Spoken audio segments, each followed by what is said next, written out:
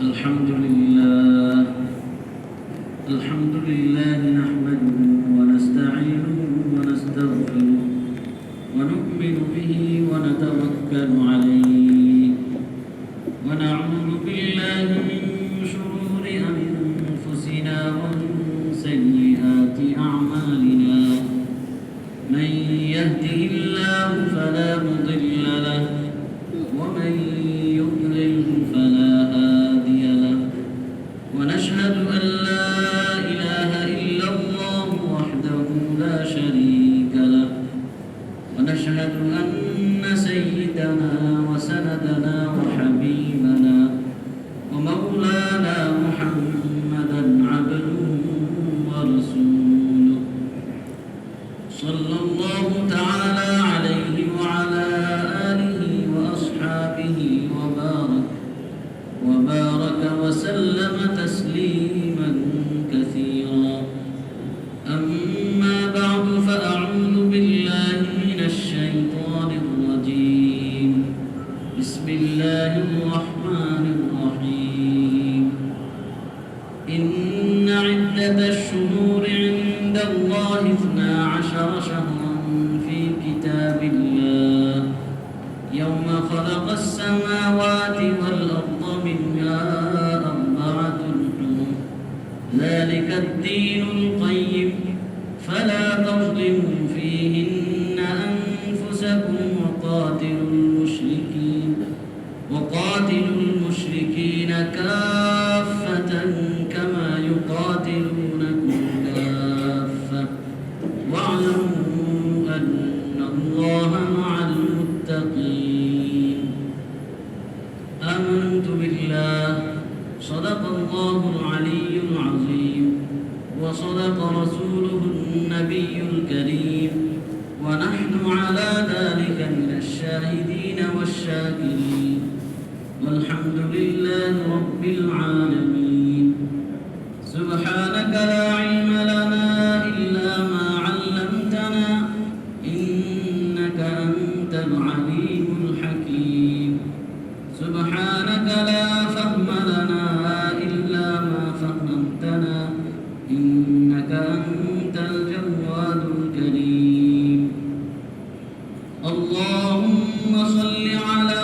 محمد وعلى آل محمد كما صليت على إبراهيم وعلى آل إبراهيم إنك حميد مجيد اللهم بارك على محمد وعلى آل محمد كما باركت على إبراهيم وعلى آل إبراهيم إنك حميد مجيد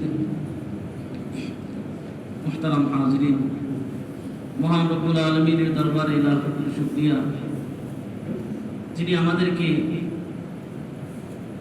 তার গোলামি করার জন্য বারবার তার সামনে হাজিরা দেওয়ার তৌফিক দান করেছেন জন্য রবের শুকরিয়া আদায় করে আলহামদুলিল্লাহ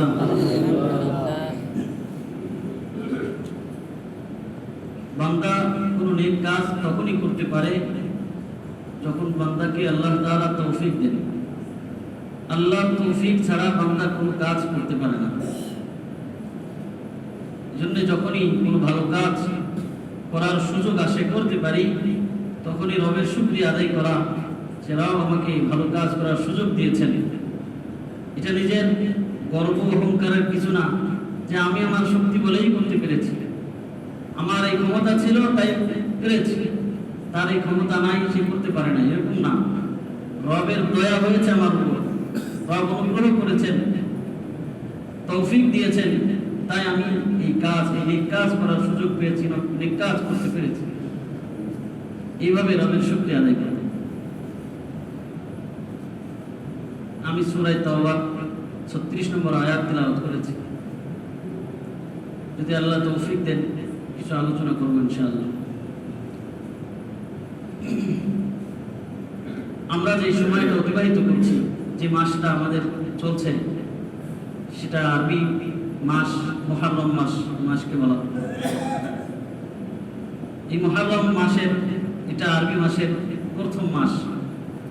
এই মাসের মাধ্যমেই হিজরি সনের, নতুন হিজরি সনের সূচনা হয়, হিজরি নববর্ষের সূচনা হয় এই মাসের মাধ্যমে। আসলে এটা আফসোসের সাথেই বলতে হয় যে হিজরি সনের সাথে শরীয়তে অনেক বিধান সংশ্লিষ্ট, যেই মাসের সাথে, যেই তারিখগুলোর সাথে শরীয়তের অনেক বিধান সংশ্লিষ্ট। হজের মতো বড় বিধান, রোজার মতো বিধানগুলো, কুরবানের মতো এরকম আহকাম, হুকুম, এরকম অনেক শরীয়তের বিধান আছে, যে বিধানগুলো এই চন্দ্র মাসের তারিখগুলোর সাথে সংশ্লিষ্ট। যেই মাসের গণনা করা, যেই মাসের হিসাব রাখা, যেই সনের হিসাব রাখা, এটাও ইবাদত। অথচ সেই সনের সাথে, সেই তারিখগুলোর সাথে আমাদের অধিকাংশ মানুষেরই সংশ্লিষ্টতা নাই, সম্পর্ক নাই। কবে মাস শুরু হচ্ছে, আজকে কয় তারিখ, কবে নতুন বর্ষ শুরু হচ্ছে, এদের সাথে আমার কোনো সম্পর্ক নাই, অধিকাংশ মানুষেরই সম্পর্ক।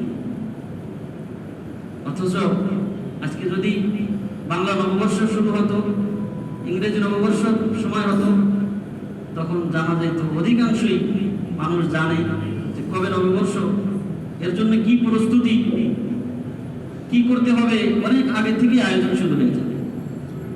অথচ শরীয়তের সাথে কোনো সংশ্লিষ্টতাও নাই, আর এর জন্য কোনো সওয়াবও নাই। সেই বিধান, সেইটা জানার জন্য বা সেইটার অপেক্ষায় থাকে। মুহররমের 4 তারিখ, আগামী শুক্রবার, একটা মহান দিন, যেটাকে আমরা আশুরা বলে, আশুরা নামে পরিচিত। এই বর্ষ, এই মাসের মাধ্যমে একটা বর্ষের শুরু হয়েছে। আসলে যখন কোনো নতুন বর্ষ শুরু হয়, সূচনা হয়, শুধুই সূচনা না, এটা একটা বিগত একটা বছর অতিবাহিত হয়ে গেছে, কোনো একটা বছরকে সমাপ্তি ঘটিয়েছে। একটা বছরের সমাপ্তি ঘটে একটা নতুন একটা বছরের সূচনা হয়েছে।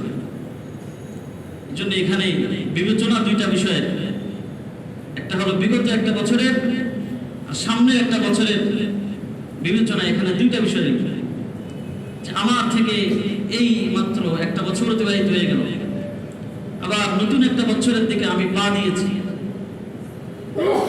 দুটো বিষয়ে আমার খেয়াল রাখা, বিবেচনা করা, যে আমার থেকে যে বছরটা অতিবাহিত হয়ে গেল, এই বছরটা কিভাবে কাটবে, সামনে বছরটা আমার কিভাবে কাটবে, তার জন্য সংকল্প করা, এখনই নির্ধারণ করে নেওয়া কিভাবে আমার দিনগুলো কাটাতে হবে। আর যেই বছরটা অতিবাহিত হয়ে গেল, সেটা কিভাবে কাটলো, তার থেকে শিক্ষা নেওয়া। এটা হলো নতুন বছর সূচনা হওয়ার শিক্ষা, যে বিগত বছরের থেকে শিক্ষা নেওয়া, সামনে বছর কিভাবে কাটাবো তার সংকল্প করা। যে বছরটা অতিবাহিত হয়ে গেল, এই বছরটায় আমি কতটা ভালো কাজ করেছি, কতটা নেক কাজ করেছি, আমার স্বভাবের সন্তুষ্টির জন্য কতটুকু আমল করেছি, কতটা সময় আমার ভালো কাজে অতিবাহিত হয়েছে, কতটা সময় খারাপ কাজে অতিবাহিত হয়েছে, এটা হিসাব নেওয়া। হিসাব মেলানোর পর যতটা সময় আমি অতিবাহিত করেছি রবের সন্তুষ্টি অর্জনের জন্য, নেক কাজে, যে সময়টা আমার ভালো কাজে অতিবাহিত হয়েছে, সেই কাজের জন্য রবের শুকরিয়া আদায় করা, যে রব আমাকে এই সময়গুলোতে তার সন্তুষ্টি অর্জনের সুযোগ দিয়েছেন, ভালো কাজ করার সুযোগ দিয়েছেন। সেই সময়গুলোর জন্য রবের শুকরিয়া আদায় করা, রব আমাকে ভালো কাজের সুযোগ দিয়েছেন, আলহামদুলিল্লাহ। এতে কি হবে? এক তো রবের নির্দেশ, তোমরা নিয়ামত পেয়ে রবের শুকরিয়া আদায় করো, না শুকরি করো না। ওয়াশকুরু লি ওয়ালা তাকফুরুন, তোমরা আমার শুকরিয়া আদায় করো, না শুকরি করো না, অকৃতজ্ঞ হও না, কৃতজ্ঞ হও। রবের নির্দেশ, শুধু নির্দেশ না, এর পাশাপাশি রব শুকরিয়া আদায়ের জন্য ফজিলত রেখেছেন।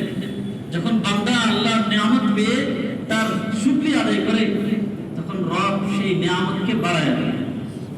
এটা আল্লাহর ওয়াদা, আল্লাহর পক্ষ থেকে এটা নিয়ামত, যে বান্দা ভালো কাজ করার সুযোগ পেয়েছে, নেক কাজ করতে পেরেছে। এই নেক কাজ করতে পারা, এটা যে রবের নিয়ামত, এই নিয়ামত পেয়ে যদি রবের শুকরিয়া আদায় করি, আলহামদুলিল্লাহ রব আমাকে ভালো কাজ করার সুযোগ দিয়েছেন, তাহলে রবের ওয়াদা যে রব এই নেক কাজ আরো বেশি করার সুযোগ দিয়ে দেবে।